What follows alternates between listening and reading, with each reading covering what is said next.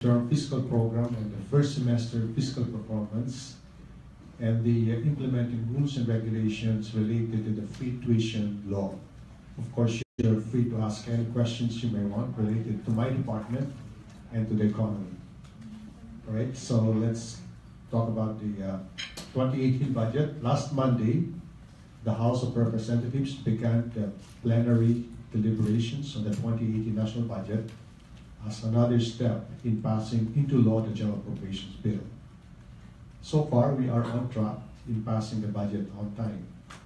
The 2018 budget is at 3.767 trillion, 21.6% of the projected GDP in 2018, and is at 12.4% higher than the 2017 capital budget.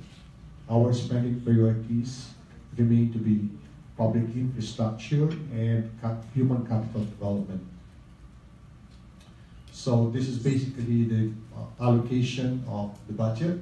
Economic services will get 10.6%, social services 37.8%, defense 4.1%, general public services 17.6%, and the debt burden will continue to decrease from 10.7%, 10.5% rather, in 2017 to 9.9% in 2018. So moving on, the biggest share of the budget will go to the education sector. The part of the education sector budget will fund the construction of 47,000 classrooms, the repair and rehabilitation of 18,000 classrooms, purchase of 84,781 school seats, and the creation of 81,100 teaching positions. So you have the breakdown there of the total education sector. DepEd will get 613 billion, CHED 13.5, and the state university and colleges will get 64.6 billion. Now let me talk about the medium-term fiscal policy. Our fiscal plan, meaning our plan from 2017 to 2022, remains to be prudent, appropriate, and sustainable. The planned deficit from 2 to 3% of GDP will be financed by borrowings. Economic expansion will outpace the rise in borrowings, so that the nominal economic growth, which is projected to be around 7% in real terms, plus 3% inflation. In 2017, the Philippine economy's debt to GDP ratio, our exposure to currency market volatilities. All right. So the 80-20 mix is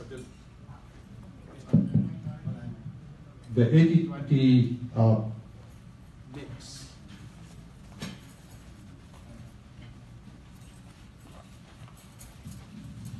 In favor of domestic borrowing is intended as the Ferdinand Marcos, and consequently the debt crisis that plagued the Philippine economy in the 1980s. So for those of you who are old enough, and there are very few people here who are old enough to remember that in the early 80s we had a serious debt crisis. However, the comparison between the Duterte administration and the administration of President Ferdinand Marcos is inappropriate. In 1983, towards the end of the Marcos administration, the borrowing mix was at a ratio of almost 50-50, half from domestic sources and half from foreign sources. The cost of borrowing also was exceptionally high at that time. Domestic interest rates at that time was around 40%. Domestic rates right now will be 4%.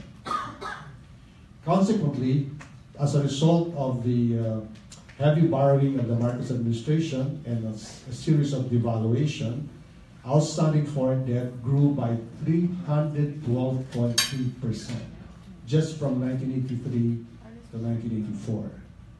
Now, in sharp contrast with the financing strategy of the Marcos administration, as I said, we will borrow 80-20 mix, and we would rely heavily on domestic borrowing.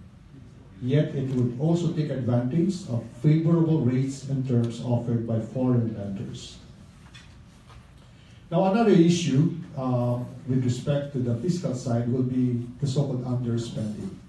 Underspending is defined as the difference between actual spending and planned spending. And as you can see, we have made significant progress in terms of cutting underspending. In 2014, under the old administration, the underspending severely cut to 96.3 billion. We are responsible for half of that, and it's down to 3.6. And this year, first half of 2017, based on the first quarter and second quarter numbers, the underspending has been cut to 6 billion, or to be exact, 5.9 billion, or 0.4% of the total budget. So for the second half of the year, DBM will ensure the timely and efficient utilization of public resources for the second half of the year, with a full year disbursement target of 2.9 trillion. Now, another issue is the universal access to quality education. The Congress and the Executive are looking for ways of financing this program, which we will start next year, academic year 2018-2019.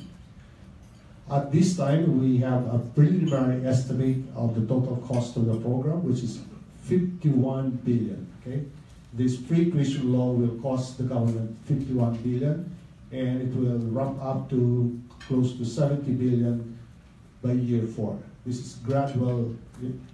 There's a natural way of implementing, because right now, because of the K-12, by school year 2018-2019, there will be just freshmen and seniors. Okay, by year 2, there will be no enrollees for the juniors and the seniors.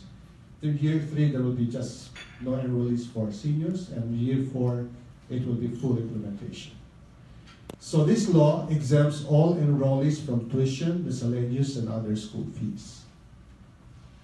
It covers 112 state universities and colleges, 8 in Metro Manila, 49 in the rest of Luzon, 26 in the Visayas, and 29 in Mindanao, as well as CHED-accredited local universities and colleges, and some test-the-run TVIs. A national entrance examination will be required to ensure merit-based admission. This will probably be given sometime in December, the national entrance examination. Now, there's one of the features of the law is a tertiary education subsidy. This will provide allowance for books, school supplies, transportation, miscellaneous personal expenses to students based on need.